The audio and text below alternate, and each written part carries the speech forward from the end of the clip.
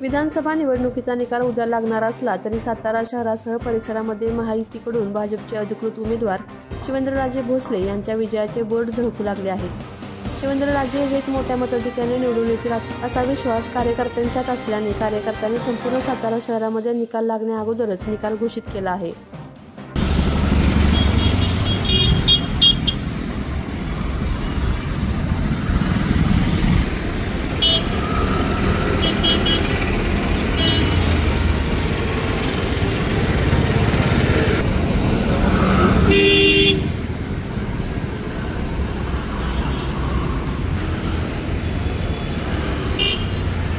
आपल्या तालुक्यातील जिल्ह्यातील बातम्या सर्वप्रथम पाहण्यासाठी आजच सातारा न्यूजला YouTube चॅनलवर सबस्क्राइब करा, लाईक करा, शेअर करा आणि बेल आयकॉन प्रेस करायला विसरू नका।